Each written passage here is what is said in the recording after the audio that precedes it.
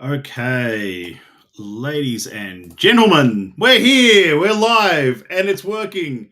Not everything's working today, however. I am partially working today.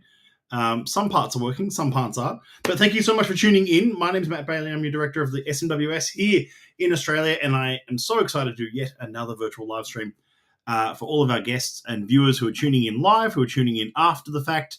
And we have a very special guest with us tonight. Before I do that, though, I'm going to bring in our regulars, Adam and Andrew. Welcome to the stream. Hello. Welcome.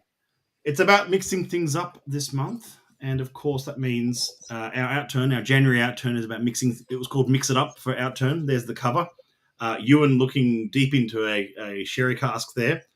And it was all about the introduction of some of our sherry casks we're seeing come through this year. It was all about mixing things up in summer and playing a bit of fun with our whiskey, and maybe even a little bit of blasphemy. Thank you everyone for tuning in, seeing all the comments starting to come in, which is amazing. Thank you. Yeah, strong start with the special effects. That's me dropping something on my desk with my mic live before my camera's even on. Well done. Yes, well done. Good. Where is Matt? I'm right here. Thank you for tuning in, Dov. Today we're featuring a special collaboration with Fever Tree, and of course that means this is not our first collaboration with Fever Tree, I should say. I was just going to do a bit of a preface here by saying we've collaborated with Fever Tree on a number of occasions over the last few years. There was one we did with Whiskey and Almond and Fever Tree from when the launch of 148.1 from a while ago. They were also very graciously a sponsor of the Australian Malt Whisky Tasting Championship a couple of years ago, which was very great to have them along. And tonight, however, we've got a special guest, Trish Brew, who is joining us live. So I told her I was going to throw a photo up, but we actually do have her in person as well. So here we go. Trish, welcome to the stream. Hi, Matt. Hi, everyone tuning in. Thank you so much for having me. I'm so excited to be here. We can have you in both squares. Look at this. One of you's talking and one of you's not. That's fine. Stereo Trish. Yeah. That it was a rocking waistcoat, I have to say. Yeah. As someone who appreciates a good waistcoat, I'm jealous. And it suits your decor there as well. That's right. And Andrew, you're sitting in the vaults, are you? Where are you at right now? I'm sitting in the vaults. There's some really strange lighting. I don't know if you've noticed. There's a strange green glow for both. Oh yeah. They've got these new lights in the vaults, and they're using. They've got globes inside Society Green bottles, and it right. puts a bit of a green hue around everything. Nice. Yeah. Before we get started tonight, folks, I encourage everyone to have maybe 1 or 2 tumblers with some ice in them. We're going to do some just very rudimentary mixes just to taste spirit in a different way. But you'll also need something of a spirits glass to also taste your whiskies. This would have been in your email if you'd seen it. Maybe if you haven't, there you go, of what you need for tonight. Of course, have your tasting mat out and have your mixers ready to go as well, which were in your pack. So we'll play around with those in a minute as well. We like doing different sort of tastings for the monthly events. And thank you so much for all these comments coming in. Scarabus Driver, it's working. Dov, it's hashtag Where's Bailey. Betty says, Happy New Year. Betty, good to see you again. I hope you enjoyed your cakes, guys. We certainly did. Thank you again, Dov. I think I popped you an email about that. And g'day, Matt AD and AD.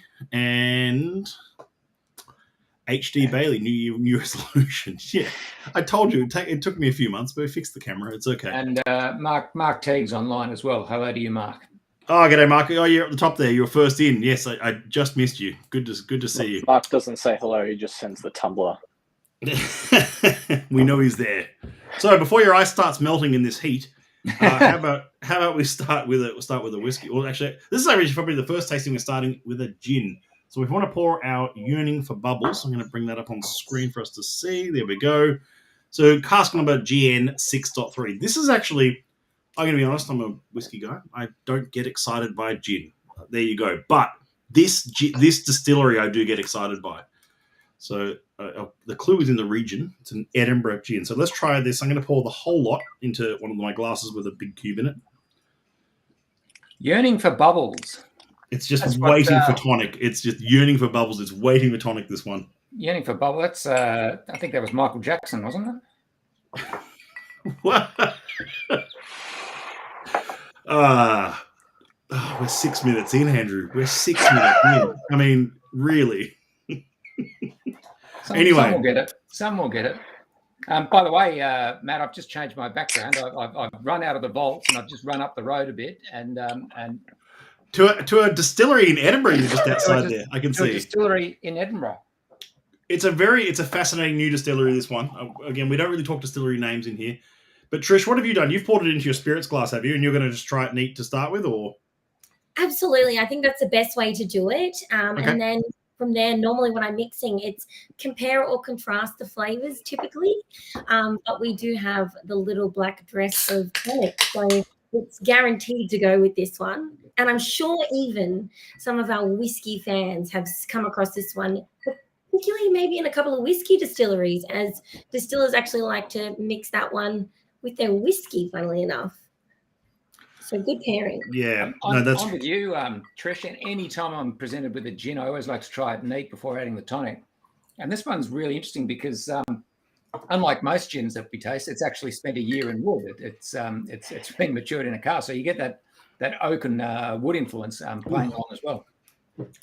Absolutely. So Matt, is that why you're getting excited about this gin? Because it very much has that sort of oak influence to it. So it's almost like it's a whiskey drinker's gin. Yeah. No, I'm excited about this gin because of this distillery.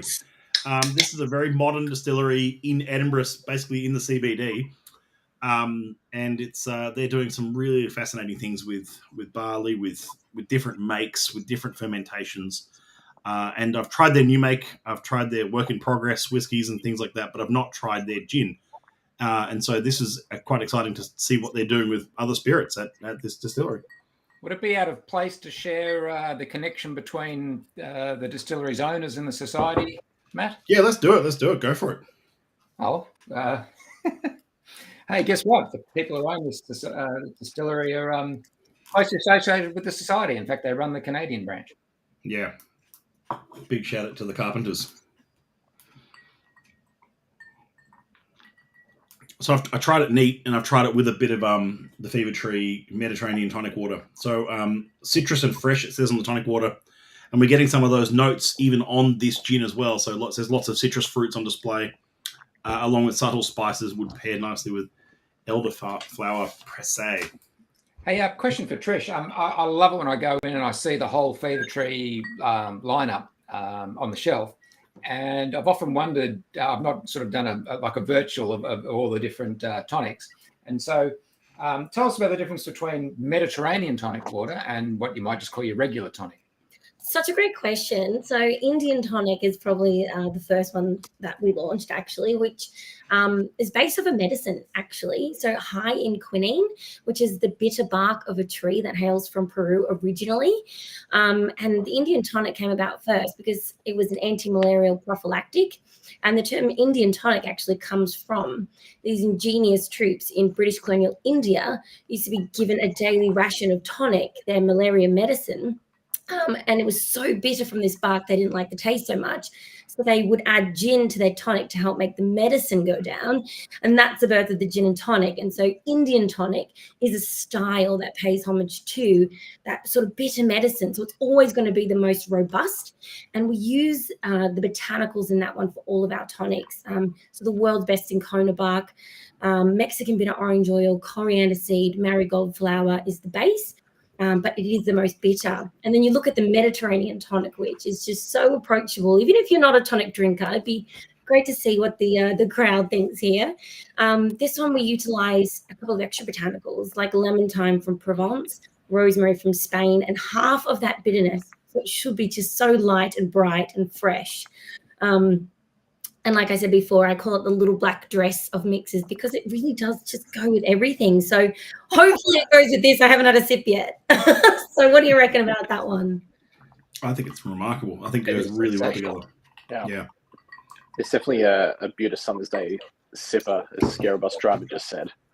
So good. And can I say, like between us, friends, I normally don't like barrel-aged gin so much because I find juniper and oak compete a little bit too much. But this is actually divine, might I say. Probably the best barrel-aged gin I've ever tasted. So you heard it here, folks. You heard it here first, folks. The best barrel-aged gin Trish has ever tried. And Trish, you've tried a few gins in your travel.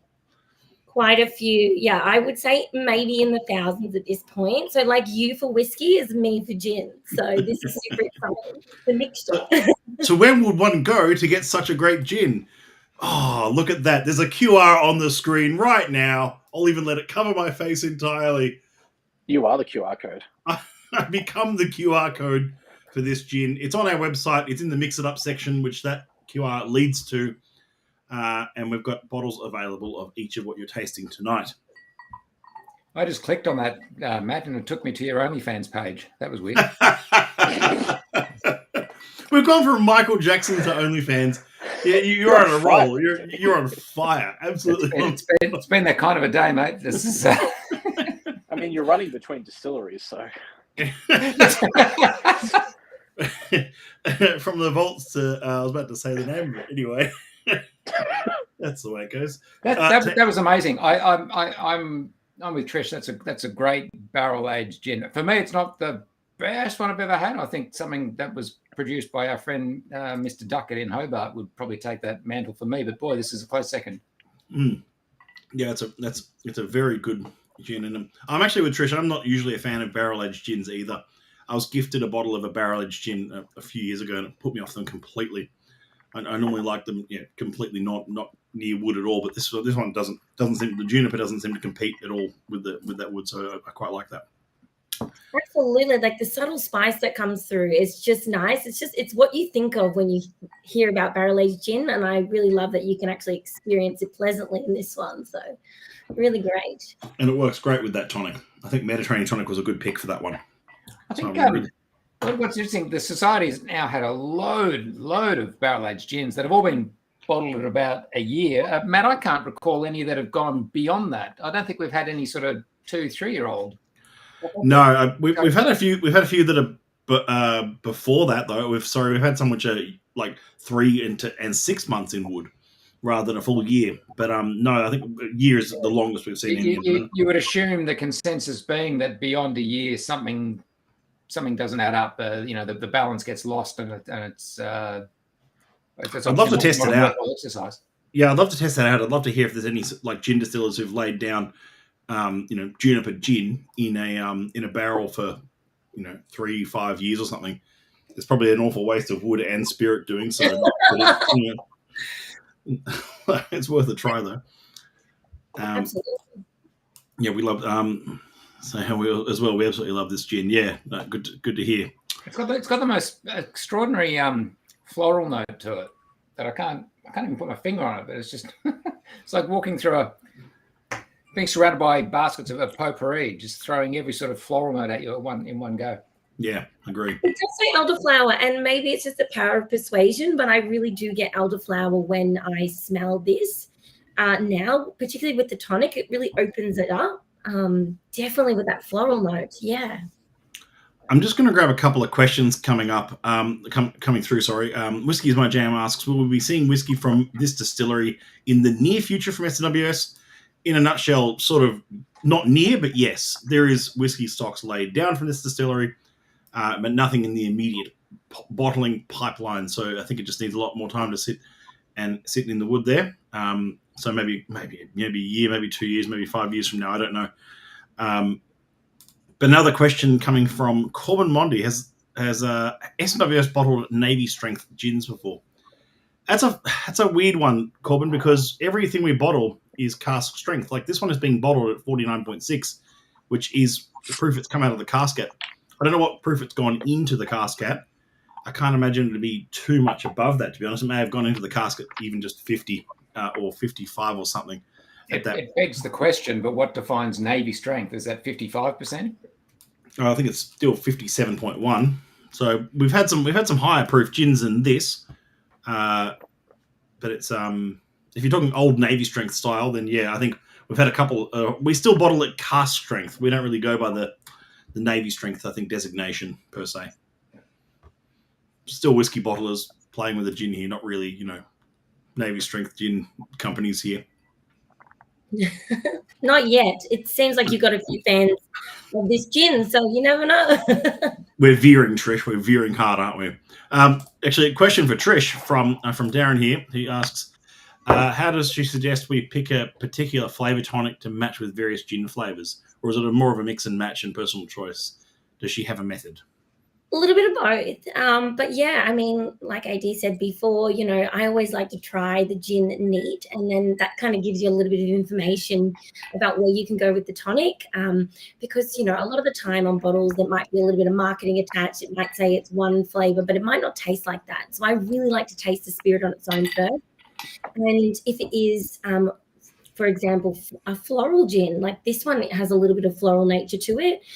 You could then compare or contrast with a mixer. And so to compare, you might choose something like the Fever Tree elderflower tonic because it has those beautiful floral elderflower notes. And I think that would be just divine. If you're not sure, the Fever Tree Mediterranean tonic literally works with every gin except for one that I've ever tasted, but I'm not going to name names. Or you can contrast. So maybe you find this gin really floral to your palate and you don't want to add floral to floral, then you might go something like citrus. We have some beautiful citrusy tonics, or you want to add some fruit. The Fever Tree Wild Raspberry tonic is divine. So you can really mix and match that way as well. Awesome. Answer. I hope that helps. Okay, fantastic. And Corbin asks, sorry, Andrew, go ahead. Gaucho who's just joined us. Yep, evening to the Gaucho. There he is, or Deputy Gaucho. And only reason I ask is saying nothing says on the bottle cask strength. No, not tech. I mean, we don't use the words on these bottles as cask strength, but just from a single cask. Yeah, that's right. All right. Well, we might press on. You can tuck that aside if you're still sipping on that. If you've got a bit of tonic left over, I've got about half a can because I didn't want to flood that gin. Tuck it aside because there's one other whiskey this evening, I should say, that you might want to try it with actually, because sometimes whiskeys go really well with tonics. But let's tuck into a dram of Hola Oloroso. There we are. Are we dramming this one? Yeah, I think I might. Yeah, this one? Yeah. It's personal choice, but I think I'm just going to pour a dram of this one instead into it. Just a choose your own adventure. Choose your own adventure, exactly. Now, one of the other themes from January Out Term was we're seeing some of the results come through of the sherry program that the Society has been really sort of head first working on for the last five-ish years now, and that involves casks like this one where some of them have an extra maturation in a Oloroso or PX hogshead. I should say cask, not just hoggies. Some of them are butts too. What's that? Some of them are butts too. Yeah, butts. Or yeah, exactly. Yeah.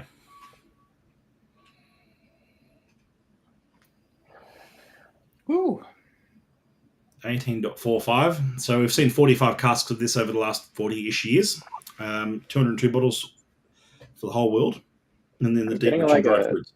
It's a pretty non. How do you put this? The distillery sails under the radar. Let's put it that way. Oh yeah, absolutely. And in fact, it is one of those distilleries that doesn't have a core range. No, and it's very much one of the workhorse blending distilleries for Diageo. Finds its way into a good chunk of the Johnny Walker blends and the like.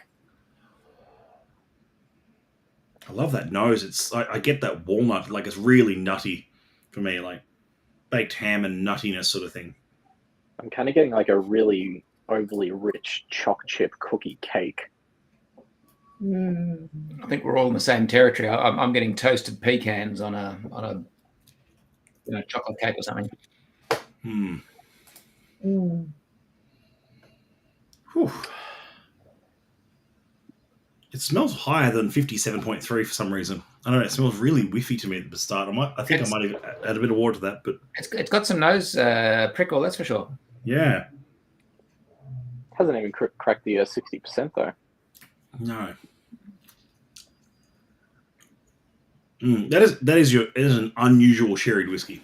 It's not your, like, whenever you think of sherried whiskey, I think is that sort of like, I don't know, you often think of that sort of immediate like fruit cake and soaked raisins and prunes and stuff. I don't get that straight away. I get lots of nuttiness, a bit of meatiness.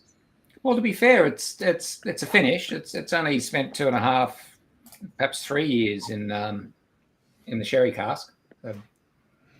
So, Whiskey is my jam brings up a very valid point when I've based on my comment of it. There's no core range for this distillery. Can still find the flora and fauna bottling in Oz, maybe you think, and which would beg the question if that designates a core range. I think the jury came back officially quite some time ago and said no.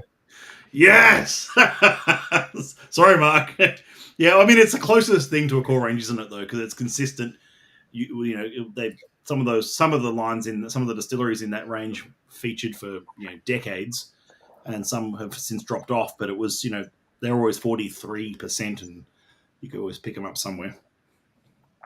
After having a sip and then going back to the nose, I'm getting a lot of caramel. Like baked caramel, sort of. Yeah, like really like thick caramel sauce on like a fruitcake. Definitely fruitcake. Yeah, maybe it's because Christmas has just been and gone, and I'm still enjoying some Christmas treats. But I'm really getting that. Yeah, fruitcake. You still have your Christmas palate, Trish. Might have something to do with the fruitcake on the side. I don't know. Yeah. Definitely needs water and improves with it, I would say. Andrew, where are you now? I'm going to just expand your screen for a second. Show us where you are. I'm at the distillery. Oh, you're at Distillery 18. That's so good. I inching further and further. Actually, Get out. I visited this distillery in 2014. That's the. Okay, hold on. I'm going to expand your screen again. One sec. Oh, sorry. There you go. Yeah. So that's kind of the. Oh yeah. That's the neighbourhood that it's in. Sorry, I'll get myself off screen here. What else can I show you? This is actually the main entrance to the distillery. And definitely not somewhere that does official tours. No, that's right. I was very fortunate to be shown around by the manager there. But yeah, lovely neck of the woods, lovely distillery. And where would one go to get a bottling like this? Oh, there it is. Trish, we do this thing where we try our best not to say the distillery names. I should have told you this at the beginning. We're sort of near the beginning still. It's okay. We do our best not to say the distillery names because we like to focus in on the flavor and the quirkiness of the codes and the tasting notes and everything. And as soon as you put the distillery name in it, it becomes about sort of the marketing of that distillery rather than the flavor of the whiskey in your glass. Absolutely. I really love that. It reminds me of when I was a bartender and before we took any products on, we would blind taste, particularly if it was going to be something utilized heavily within the bar. We wanted to make sure that it really was about the product and not so much about, what they're trying to sell us. So I love this concept so much. Yeah, awesome. I'm going to suggest that the tasting panel put this in the wrong flavor profile. Where do you think it should sit? I'd be putting this in spicy and dry. Yeah, that's a good call. We have had some spicy and dry 18s, which were also sherry casks, so maybe this one could have been as well. I like that. I mean, I love the spicy and dry flavor profile, so this is right up my alley. Really?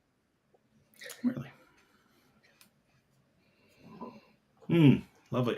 Honestly, didn't realize Distillery 18 was coastal-ish, says Mark. Andrew, can you address that? Well, that photo I showed is the road to the distillery. So it's in that district. The distillery itself is set back. It's not like that photo was taken in their backyard. So it's inboard a little bit. Although, as Robert Akers said, it's in Scotland. They're all coastal-ish. You're never too far from the coast. Yeah, that's mostly true. Or close to it, at least close to a spay somewhere. Yeah. Proculio, good to see you. Yeah, they're all coastal-ish, like Tasmania. Yeah, that's also mostly true. Bond stores on site or likely elsewhere in Scotland. Yeah, there are some warehouses there, but in true Diageo form, they actually send their casks all over the place. So it's very rare to go to a distillery and see casks from that distillery at that location. Yeah. I remember going into one of the warehouses at Talisker and seeing every single Diageo distillery in there except Talisker, ironically. That reminds me of when I toured through Strathisla, and they took us through this warehouse, and you could see heaps of Longmorn and heaps of other casks, but not. I couldn't see a single Strathisla cask. And I said, "Oh yeah, they're in a bond store somewhere else." Yeah, okay. Oh look, it's very strategic. It's to make sure that if a warehouse catches fire, you don't lose the entire portfolio or vintage of one particular distillery or style. So they mix and match and send them to the far corners of Scotland for that very reason. Lovely. All right, let's have a look at our next whiskey. I know we're probably all enjoying that Oloroso, but I think it's, pardon me, nice to show where we're sort of going with some of our sort of sherry ambitions at the society. And we're going to see a lot more sherry whiskies coming through this year, which is I find very exciting. 35.319 cocktail party. Isn't that incredible? 319 casks from this distillery now. Yeah, very, very good batting score going on here. And I picked this one out because I knew we had Trish with us tonight. She'd be able to recommend what you'd pair this with. So exciting. What a name. Yeah. And it's a very bright, summery kind of whiskey, this one. It's just been released. It's a juicy oak and vanilla 9-year-old. It says on the front label, join us at a cocktail party with a brandy krusta, a white Russian, or a mint Moscow mule accompanied by delicious sweet finger food. So very like fruit basket.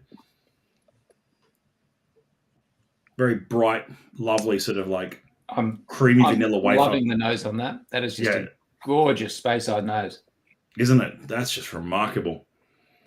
And I've raved about Distillery 35 before. Andrew knows it's one of my favourite codes because it's the spirit quality that comes out of 35, especially things like this.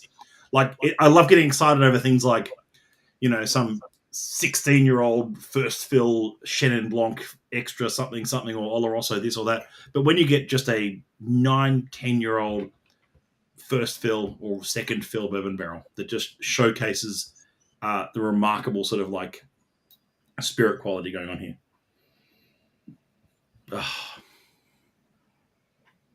Now that could work. This is the one I said could work with tonic if you wanted to try it.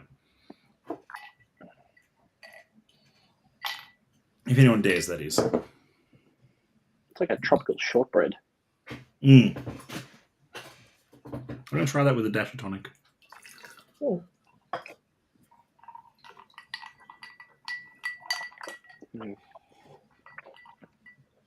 Yeah. Doesn't need it. It's not bad, though. Not bad. Yeah, I love that salinity and, kind of with the herbs work really well. That's really nice and refreshing. Yeah, it is. It is. It's such a sweet nose to it. It's lovely. White Russian's my favorite cocktail. The Dude, okay, good. I knew we'd get at least one Big Lebowski reference in here. That's two for the day. Remember those packets of wafers we used to get? They'd be like almost Napolitan flavors. You'd have the white vanilla, the brown chocolate, and the pink strawberry one. Is it triple wafer? Well, they were I never saw them mixed and matched, but you'd buy. No, but were they called triple wafer or something? I thought they were because you got one of each. They were called the triple wafer. I can't remember. Okay, yeah. I don't remember the name, but as I smell and taste this, I'm going for all three flavors. You get the white vanilla wafer, and then the chocolate comes through, and then the sweetness of strawberry on the tail. I do, Mark. Thank you. Tina wafers. There you go. Sorry, you're right, Rob. That is correct. I remember Tina wafers. Yes, are they still called that? Probably are. If they still exist. You know what? This 35 with a little bit of tonic would work really well with, like a baked camembert. Ooh, I like that. That's a good call. That's a good call. With like rosemary on top. I could go for that right now. Rob, you beat me to the punch, mate. I had that response lined up. Which I was one thinking Tina wafers. That's taken me back to the stripper series from Macallan. No, no, that's 3 for 3. No. Oh, I missed that one. I was reading Rob's comment. Damn. Ruby, Amber, and Sienna. Ah.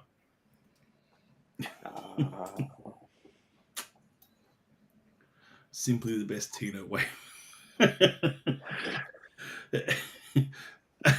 A marketing campaign in the making for a discontinued product, probably. Yeah, I appreciate the music reference. Thank you very much, Mark. That's great. It was an excellent show, by the way. I actually saw Tina at the big show in Sydney here a month or so ago. Was it Capital, wasn't it, or something? Yeah. Brilliant production. Oh, great. Sorry, I just got compelled to say something serious. No, that was good. I appreciate it. It wasn't a Michael Jackson joke, so it's even better. There's still time, don't worry. Yeah, this weather is just perfect for that kind of cast. That 35. That's lovely. Wow, so unique. I mean, it's so thick and sweet, and just bounces out of the glass. I wasn't brave enough to try this with tonic. I happen to have just a sparkling mineral water here beside me, and I've actually gone the highball. Highball, yeah. That's worked a treat. Trish, have you got a soda in your lineup, haven't you? We do, absolutely. Yeah.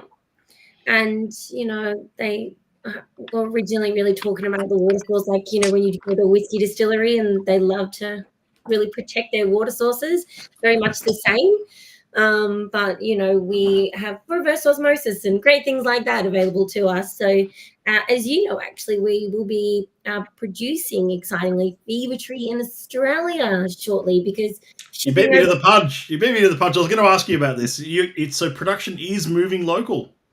It will be, yes. Yeah. We are lucky enough to get our ingredients from, all over the world, and we love to work with farmers. And, we only really need to take so much of those ingredients and bring them here, rather than taking them back to the UK, the home of Fever Tree, and, adding the water and shipping it over water.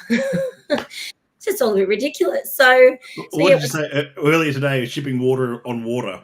Shipping water over water. Yeah. Behavior. I understand it if it's these delicious whiskeys. Like, that makes a bit more sense. But so very exciting. And the plans were to have that up and running by mid this year. But you know how things go. Everything takes extra time. And just like distillers will know, we're getting these beautiful German-made equipment, and, it just takes forever. But quality is important to us, so it'll be worth the wait. But hopefully in the next 12 months, we'll keep you posted. Amazing. And you guys are sort of running your own game now as well, aren't you? You're distributing your own product as well. Absolutely, which is exciting for the past 6 months, which kind of makes us, like, for such a big, mixer company now, like a bit of a startup, which is kind of exciting, but definitely you're met with some challenges, as you can imagine. But it's really great to have a team, and, people are really committed to just making great drinks and selling great drinks, It's not a tough life. It's good stuff. Awesome. Well, speaking of great drinks, we deliberately threw a bourbon in the mix for tonight, because we thought, what happens if you mix? The idea is if you mixed a really good single cask bourbon, and I've tried this bourbon before, with a really good Mixers Distillers Cola. So, Trish, before we open that, what is Distillers Cola? Okay. So I know you love your stories. So can I go back just a little bit further? It'll be a quick story, I promise. No, it's all, you're good. So everyone's heard of Coca-Cola before. Wonderful. That was actually invented by a gentleman called John Sith Pemberton in 1886. Now, he actually had a morphine addiction. And in the wise words of Dr. Phil, you can't cure an addiction but with another addiction. And so what he did was he took cola nut, which hails from West Africa originally, really high in caffeine, and he put that with cocaine together and made Coca-Cola, and that's how Coca-Cola was invented. And he died a couple of years later. Can't imagine why. Eventually, they took the white powder substance out of it, but left the cola nut in there. And so that is an actual cola flavor. So not only was Coca-Cola, the wonderful soft drink we all know and love, it was never meant to be a soft drink or a mixer, but it is the most heavily utilized soft drink for mixing on the planet. And so Fever Tree, being the world's best mixer company, were like, well, we need to do something about this and create a mixer specifically tailored to mixing with dark spirits, with American whiskey in mind, of course. So the Distillers Cola came about, utilizing, when you have like American oak, you have those beautiful vanillins. And so we put a little bit of vanilla in there, that compare or contrast thing we talked about. Madagascan vanilla, which is just divine, and a couple of other botanicals as well, like pimento, cinnamon, Mexican lime, Sicilian lemon oil. So it's just such an array of big, beautiful, zesty, spicy bombshell, which I think will go really great with a cask strength bourbon personally. So I can't wait to try this combination. All right, this is ridiculous. So we're going to try it. I've tried the Spirit Neat. I've just tried the Cola Bite. So it's been about 20 years since I last enjoyed a can of Coke, but that cola I could drink. Wow, that is extraordinary. I encourage you to try these on their own. That is such a lovely drop. Before we go too much further, Matt, you've triggered me a little bit, of course. Good. That's my goal. It's my daily routine. Yep. This is not a bourbon. No. Yes. Hold on. No. Yes, it is. Argue your case. I'm ready. Has this whiskey undergone the Lincoln County process? It has not. Oh, what authority do you have that from? I can double check this, but I'm pretty certain it hasn't. You think it's okay? If it had, it would still be a bourbon. He keeps dinging right on time. All right. I think under general accepted parlance, we'd call this a Tennessee whiskey, wouldn't we, rather than a bourbon? Yeah, no, that's fair. That's fair. How do you label it then? Really, I mean, it's all about the flavor. Oh wow! Call it what you bloody like. It's delicious with that mixer.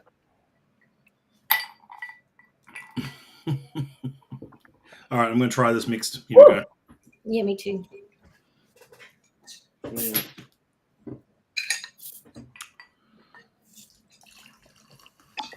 Wow. The fanciest bourbon and Coke you'll have. Here we go. There's some lovely coffee notes that are coming out of that. I was literally just thinking that, Andrew. No, I was literally just thinking that. Yeah. There's like a ground coffee. Yeah. Wow. That works really well. Rob says, I come for the whiskey, but I stay for the pedantry. Look, Andrew and I have to do this. We both like to mega nerd over these things and argue whether this is gone through the Lincoln County process. There are two primary distilleries in Tennessee. One of them is Jack Daniels. This is the other one. And and they're both renowned for employing the Lincoln County process, which of course is the act of filtering the whiskey over charred maple as a secondary filtration process, which is not done by the bourbon distillers in Kentucky and elsewhere. And that's the distinction of Tennessee whiskey, not just the fact that it's made in Tennessee, which is neither here nor there, but it's that filtration process that is unique and is used to classify Tennessee whiskey. This is true. Yeah. Just to clarify that, now I've not been to this distillery, but I've been to its neighbour down the road, Jack Daniels, and I took some photos there. For people who are wondering, just behind me, this is the process. So they take all this sugar maple, as they call it, build it into stacks. They fire it up and burn it in a huge sort of outdoor kiln, which I've got a photo of just here. Oh, I'll get my head out of the way. And they take the charcoal, pour it into huge vats, and then the distilled spirit, is dripped through it. And the charcoal filters out. And Jack Daniels used the term mellowing. It mellows the spirit. And back in the 1990s and the very early 2000s, this distillery, whose name you'll know if you saw the photo over my shoulder just a moment ago, was actually renowned as being the better one. Jim Murray was raved about this distillery. It's still the better. It's still the better one. It's still the better of the two, in my opinion. Yeah, I've mixed that, and it's fantastic. So good, too good. I don't think so when I started drinking, it was those those Woodstock cans, that when they gave you like an extra 25%. Yeah, so bourbon and cola was like the first thing that like ruined me for drinking for a while. Yeah. So I know this is really delicious because I wanted to drink it. Like I don't think I could ever go back to those atrocious days, but yeah, this is so tasty. It's super complex. I used to make a pithy joke at some tastings I would host, where I'd say the thing about mixing bourbon and Coke is that you destroy two good drinks at the same time. Pithy is a good word for that. Yeah, that was good. Yeah. Andrew Proculio's sort of just said what I'm trying to articulate here. Tennessee whiskey is just marketing. It's still a bourbon technically. See, this is my point. It's still a bourbon. I don't think we'd get away with calling it bourbon if it wasn't. But you are right. It certainly has had the Lincoln County process. But, good point, though. Good point.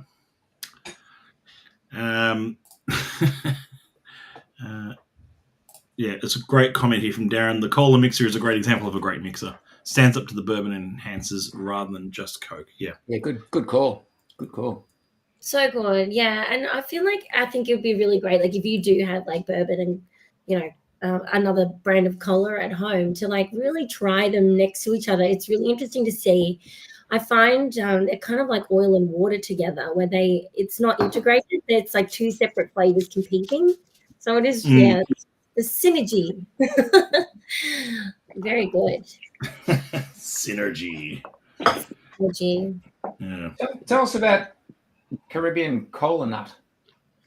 So So before I mentioned that cola nut hails from West Africa, so they set up some plantations around the Caribbean, and then they just kind of started growing wild. And now in West Africa, they use a lot of pesticides on the nut. And in the Caribbean, they kind of just fall from the tree and they break them open. A cola nut kind of looks like a custard apple a little bit. It's the closest thing that it reminds me of. You open it up and you've got the little nuts inside, and then they're green, so you dry them out in the sun, and it gives it this beautiful, like almost like a rosy. I could have a little bit of a rosy undertone to it, but we all know that cola flavor, and so that's why we get them from the Caribbean. Though they're not native to there, they just without pesticides. So it's really nice to be able to use like high quality ingredients. And I think that's really awesome. It's the thing that I loved when I found out about Fever Tree as a bartender many years ago. First, the taste was incredible, but then when you find out these little stories about their ingredient hunting, it's just, a lot of sort of distillers these days who make gin, for example, like they might just buy botanicals in bulk and don't really know where they get them from. And, the flavors can still turn out fine, but when you're a mixer, you don't really have anything to hide behind. You're there to uplift the spirit, so you really have to put in that extra effort. Absolutely. But great question. My next question is, can you get this in like a diet or sugar-free version? Well, it's funny. So we had in Australia back when I was bartending, I really fell in love with it. They had a Madagascan cola, which is their sort of low in sugar one. So we have a refreshingly light range, which uses fruit sugar. So you can use significantly less fruit sugar and still get a very similar result. because sugar-free is pretty gross, let's be honest. And so they do have and have had the lower sugar variant before. But what I found, and we have done extensive tastings about this to make sure we're not crazy, but the sugar, I think you really need the sugar because it adds weight and it adds body and it carries flavor really well. And for all those who are really worried about, weight gain, etc. Sugar is just a carbohydrate with no nutrients in it, and alcohol has way more calories than sugar. So if you're drinking, don't worry too much about it. Enjoy yourself. It has less sugar than Coca-Cola, though, not only by a fraction, but yeah, it's about 9 gram per 100 versus 10 or 11 or whatever Coca-Cola has. Oh, that's all right. I was asking for a friend. Oh, it's such a great question. It really is. Yeah, and I've tried them side by side, but yeah, the full fat is just so much more texture and flavor, and it's more of an experience, which I really love. I know you're preaching to the converted. No worries. It's like whiskey without ethanol or something. A version of that carries the flavor. Fantastic. That's probably the fanciest bourbon and coke I've ever had. That's extraordinary. I know what's on my shopping list tomorrow. I'll have to send you some. This one seems a bit harder to find, Trish. I've got to be honest. This one was this SKU, I should say, this product, the Distiller's Cola, seems a bit trickier to find at the moment than, say, the tonics. Yeah, I find that it's like really funny trying to convince people if they drink bourbon and cokes or if they sell bourbon, like retailers, that the world wants premium and this tastes so much better. And so, it's a little bit of an uphill battle, but like once people taste it, like you can just taste the difference. It's outstanding. So we are definitely getting a lot of traction now, but it's really exciting when I get to introduce it to whiskey buffs like you guys and you enjoy it. Like that just means everything. So it means we're doing the right thing. We're just going to persist. Give AD a pitchfork, Adam Shave and a wig, Grant Wood's American Gothic reenacted. What's his shave business? Oh, we were friends, Mark. That's rough. And Darren says, really enjoying the mixology concept. We've been having so many amazing highballs from our SMWS collection. The higher ABV flavor profiles make incredible highballs. They really do. It's funny you mentioned that, Darren, and the team from Whiskey and Almond.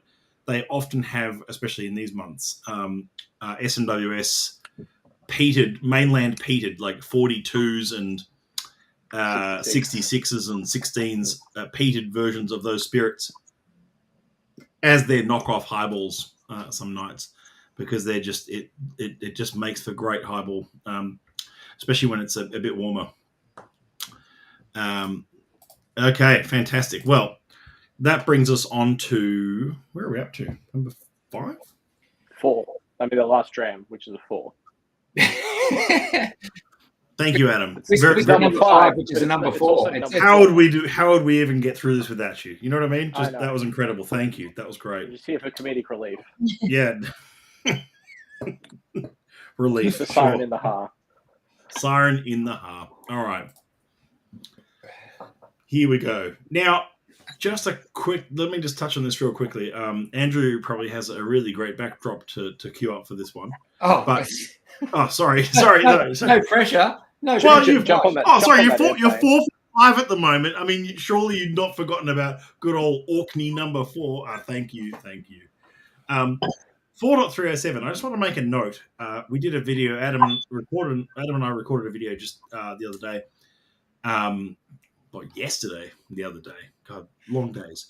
About how we've crossed the 300 threshold on the 4s. Which is pretty remarkable. I mean, Andrew made a comment about the 35.319, but 307 now and there's a lightly peated 11-year-old single malt. I'm not careful to say single cask for this one, but we're pretty transparent with it. I mean, it says pure, vividly coastal and elegant on the nose with evocative seashore complexity. Single malt originally from bourbon hogsheads married in this cask. So no reference to single cask in this one. but it's from initially ex-bourbon hogsheads, and this one an extra maturation in married in a first fill ex-bourbon barrel. Except for on the sample bottle. Well, we don't look at that. I mean, sure. God, now who's exercising pedantry? Bloody Yeah. hell.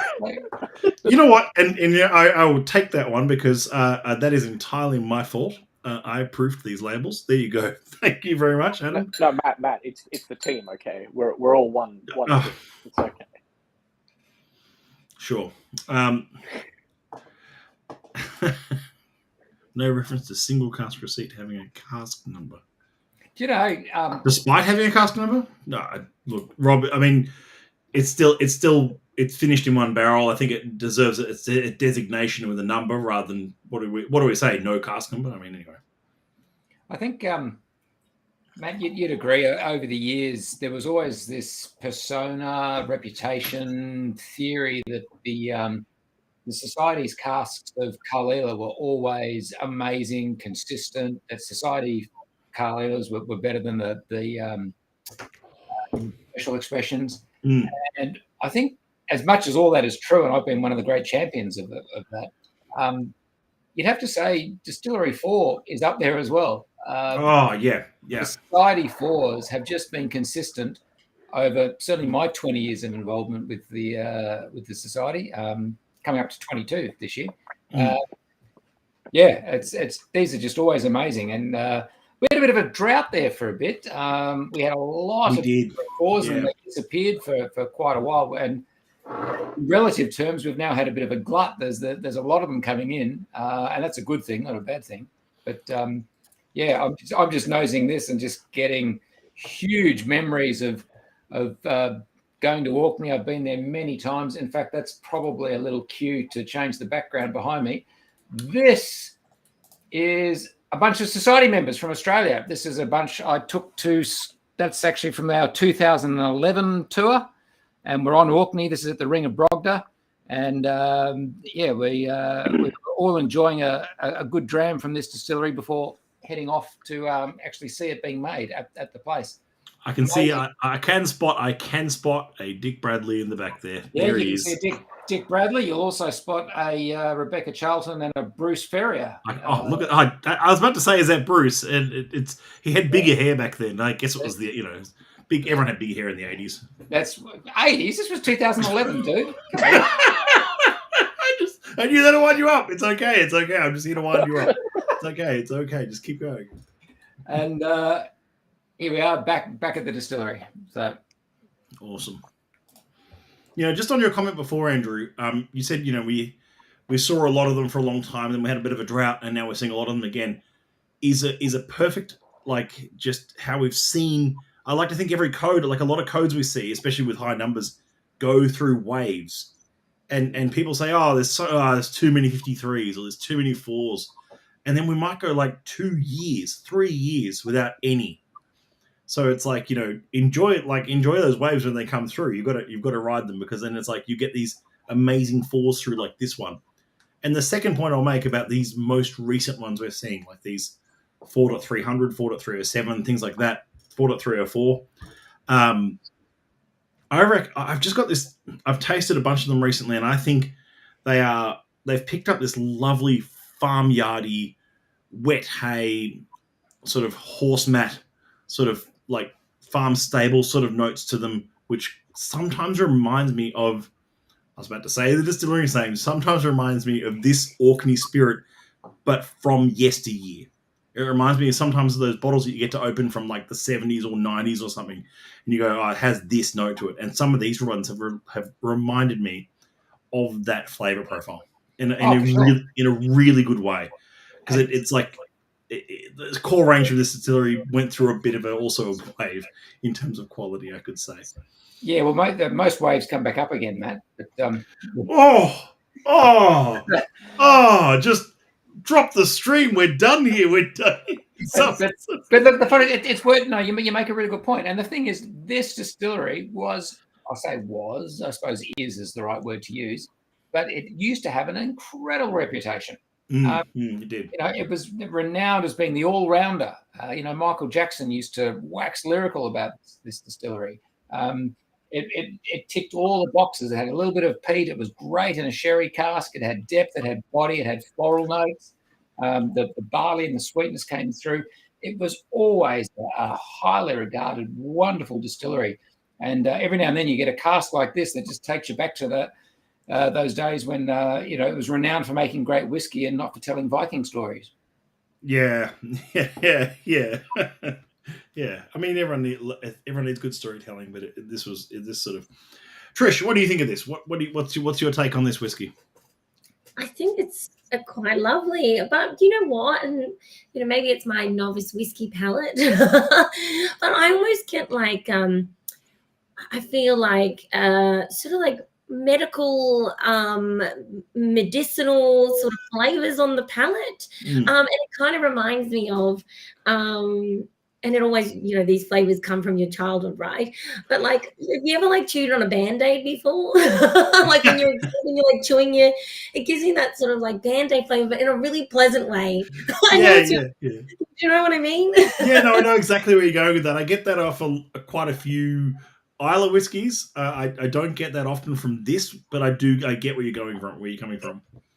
I think that's sort of novice whiskey palate, Trish. That's an incredibly talented and observant palate. I mean, that's exactly what's there, And I don't care for anyone in the drinks industry. I don't care what your particular area of expertise or your background and your role is. If you're in the business of appreciating flavor, you can translate that across any spirit range, and if you've got the palate to pick the amazing flavors and aromas in gin, you can apply that knowledge to any other spirit. And sometimes the lexicon might be different and the terminology, but the ability to identify flavors and describe them is universal. And I would say, well done to you, because you've nailed it. It is Band-Aids.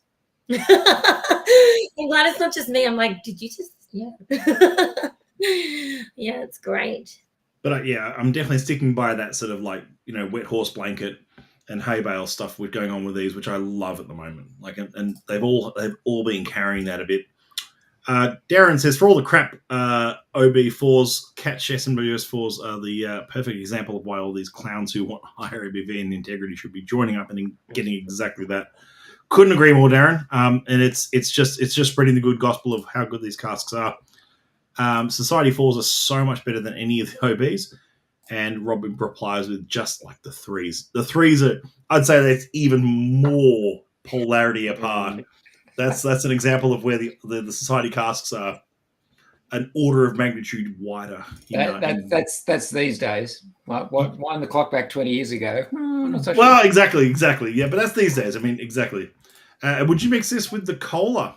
Well, I won't, because my cola's empty. But I've got just a bit left for a smoky cokey, maybe a bit left for a smoky cokey. Oh God, I was hoping we wouldn't say that. Oh, it had to happen. We've got a smoky whiskey in the lineup, so why not?